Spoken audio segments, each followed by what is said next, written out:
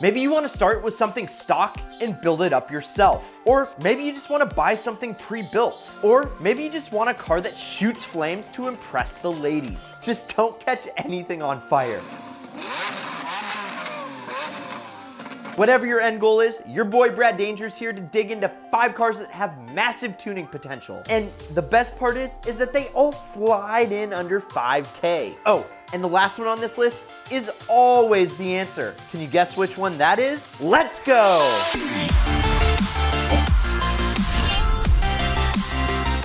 There's absolutely no doubting that the Nissan 350Z has become a sports car bargain. You and I are probably not the only ones that know this, because not only is it easy on the eyes, but there is a huge aftermarket community at your disposal. And believe it or not, the 350Z, also known as the Fair Lady Z in Japan, was available in not 1, 2, 3, 4, but 5 different trim packages in the USA. There was this 350 base, which didn't come with a limited slip differential or traction control, and only came with cloth seats that weren't heated or powered. And it also didn't come with cruise control, which would suck on longer drives. Now, the enthusiast trim package, which came with traction control, a limited slip, and cruise control standard. And the performance trim came with bigger 18-inch wheels, different fascia and rear spoiler, VDC, which stands for Vehicle Dynamic Control, which is more sophisticated than traction control, and you could get the optional Brembo brakes. They also had the touring trim, giving you all the creature comforts you just don't need. It was the luxury model with power everything, leather throughout, VDC and limited slip, bigger wheels, and xenon lights. And last but not least, they had the track edition, which gave you bigger Brembo brakes, an appearance package, traction control, bigger wheels, limited slip, and cloth seats to hold you in tight. But regardless of trim package, they all came with the exact same motor. The early cars came with the VQ35 DE V6 with 287 horses and 274 foot-pounds of torque. And then, in 2007, they introduced this VQ35 HR V6, which put out 307 horses and 268 foot-pounds of torque. So, which one do you look for? Well, if you're looking to get started ahead of the curve, go with the 2007 or newer model with the HR engine. Here's one for under $4,500, which is the perfect price point to start tuning this puppy. Oh, and one of the first modifications that you should do to wake the Z33 up is an aftermarket exhaust. And you can make it scream like this. Couple that with an air intake and tune, and you'll have something that'll put a smile on your face all of the time. A quick note, and this is when you tune any car. Aftermarket tuning software is only as good as the person tuning it. So it helps a ton if you get the car tuned on a dyno, which allows you to tune the exact spec and power levels you want. Regardless of what you end up doing with the 350Z, it's an extremely fun and capable chassis for all sorts of tuners.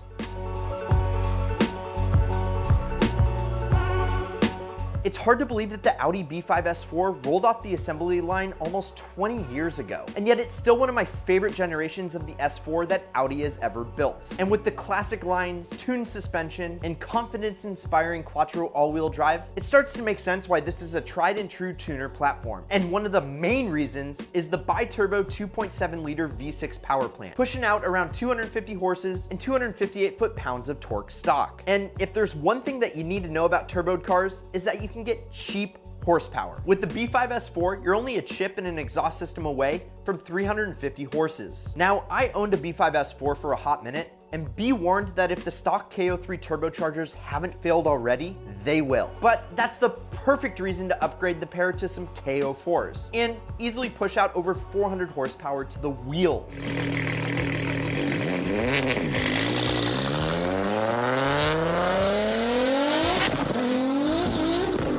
Another thing to keep an eye on with the B5 S4 is the timing belt and water pump. Both are prone to fail. I know I just dug into a few of the issues, but seriously, the B5 S4 is a cheap, fun European tuner car. And if you look hard enough, you can find one for under $5,000. Just have some money set aside for maintenance and you'll be good to go. Oh, and I almost forgot to mention that this thing also came in a wagon. So whether you want a sedan or an Avant, the B5 S4 might be your golden ticket.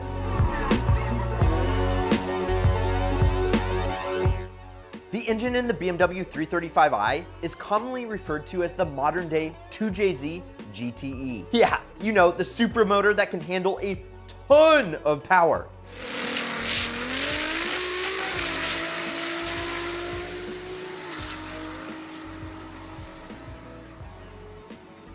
Yeah, BMW did a thing, and there's a reason why tuners all over the world are flocking towards the E90 and E92 chassis. Just look at this coupe. It oozes luxury and performance. Or you can get it in a sedan, because we all know that 4 doors means more. I'll let you finish that sentence. Anyways, the star of the show is the twin turbocharged inline 6, putting out 302 horsepower and about the same amount of torque, which are respectable numbers, but I know that you're watching this because you want to know about tuning potential. And with a simple $150 MHD Stage 1 ECU flash, you'll gain almost 100 horsepower. That's deals, baby. And the fact that you can pick this baby up for $47.50 with that kind of luxury and performance is an absolute steal. And the best part is this engine can handle pretty much all the power you can throw at it. The one thing that you got to look out for when you're picking one of these up are the external accessories failing, like water pumps, thermostats, high pressure fuel pumps, and a few other things. So anytime you're buying a turbo car, or any car for that matter, I can't recommend enough a pre-purchase inspection. And if you also use the negotiation tactics outlined in the Ideal Car Strategies to get the best deal possible, you're gonna be good to go. Because hey, the more money that you save on the purchase price, the more money you're gonna be able to spend on mods. You can thank me later.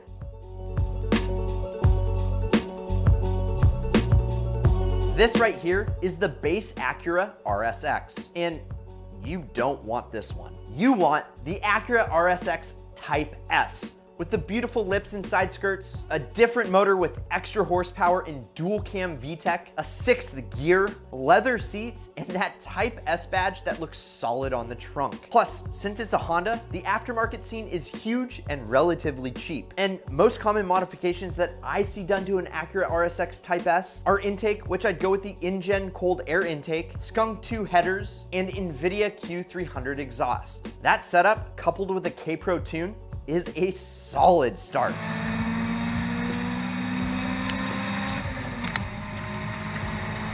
And with the high limits of this chassis, it's a ton of fun.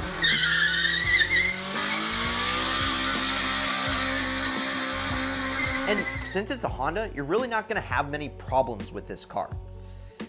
Except the 3rd gear synchronizer issue. Yeah, that problem applies to virtually every single Type S ever made. So if yours hasn't been fixed yet, you want to budget that into the negotiation of the car. And these cars can be found for relatively cheap. Just check out this one for roughly $3,500. And you're well on your way to some glorious JDM motoring, baby.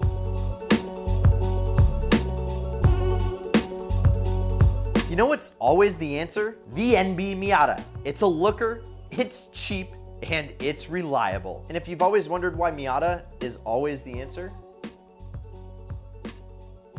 you should click there. Well, if you didn't click there and you're still with us, this open topper has a 1.8 liter 4-cylinder engine making 140 horses, but it only has to move 2,350 pounds. So this thing is relatively quick even in stock form. And there's a ton of these listed for under $5, $4, $3, even $2,000. And there's really not a lot of things to break. So they're extremely reliable platforms. Plus, adding a little turbocharger isn't all that difficult. And you're talking over 200 horsepower to the wheels on a 2,300 pound car. I can't think of anything that would be more fun. So if you want to know why Miata is always the answer, click here.